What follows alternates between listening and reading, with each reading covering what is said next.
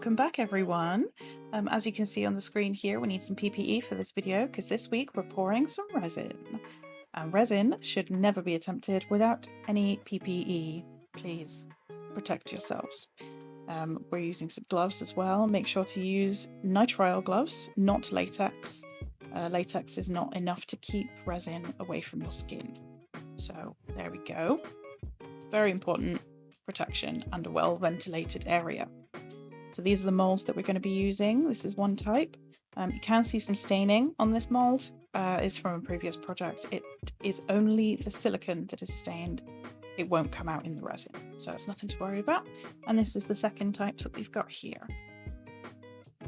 Similar styles with a little topper on top of the big shape. I like a nice bold statement earring. And they have been deep cleaned, but let's just double check and make sure that we've got all of the fluff on. As you can see, I enjoy wearing black. Black shows up on silicone quite easily. And here's what we're putting in the resin today. We've got two flower heart mixes. This one's got little pink flowers and little red hearts. Both also have iridescent foil and a little bit of glitter in there as well. And this second mix has purple hearts and little pink flowers. The flowers are a slightly different style in that they are reminiscent of Japanese cherry blossoms, which are quite nice.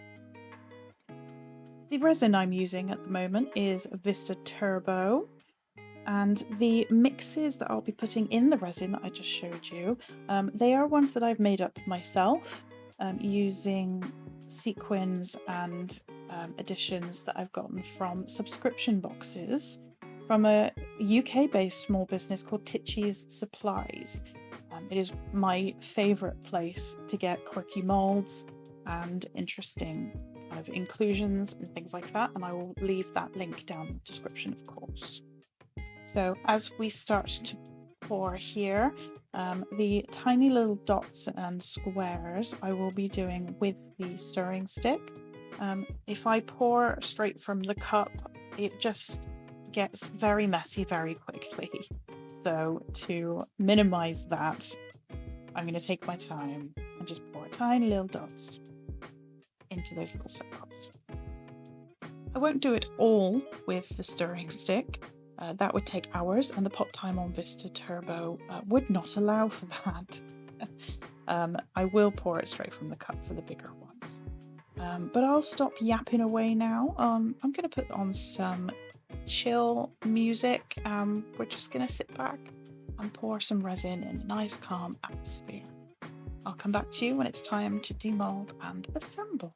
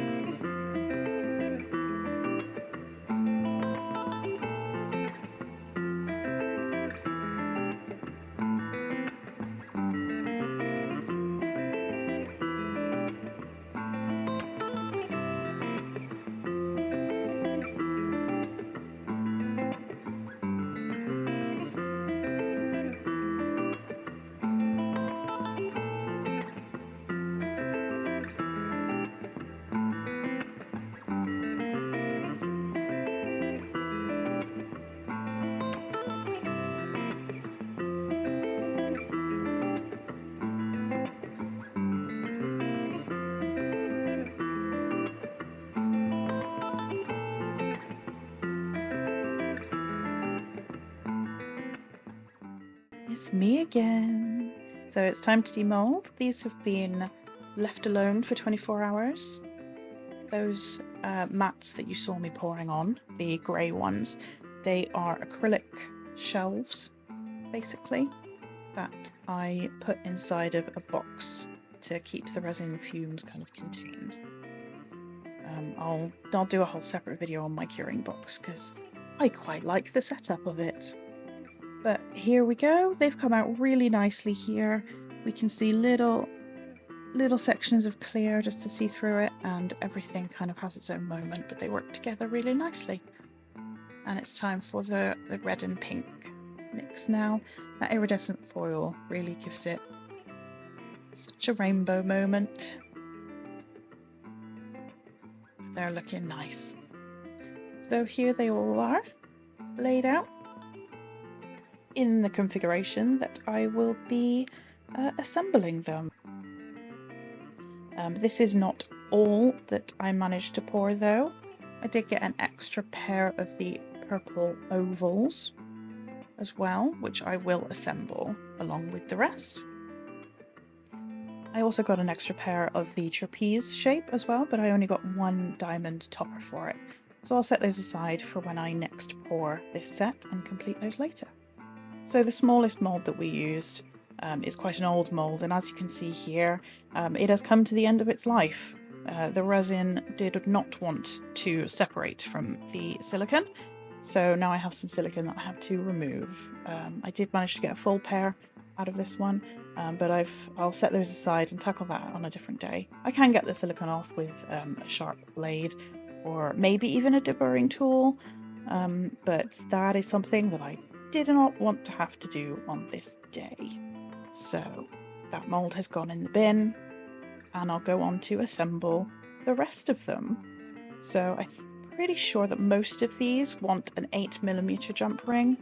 You can see me grab a bunch out because they come already open. So annoyingly, you can't just get one out, usually. So starting with the large teardrop shape, popping on the circle topper for it now. There we go, close that up. Sorry, that's off camera for you. And let's do the next one. And I'll just continue on like this with all of them, with the diamond toppers as well. And then I'll pop a little earring hook on the top. And there we go. Lovely. So these are all coming out really nicely. I'm very happy with the results of these. I did leave them on my heat mat for a little while, but then I left them overnight to kind of cool down and finish curing, and they've all come up really nicely. So these are all available to purchase from my website now. I'll leave that link down in the description for you, along with my link if you want to, I don't know, buy me a coffee, support my caffeine addiction, and also to follow me on Instagram. Now would be the perfect time to whack that thumbs up button for me, and if you enjoyed my content, perhaps consider subscribing. It really helps me out. But thank you very much everyone, and I'll see you again next week. Bye bye!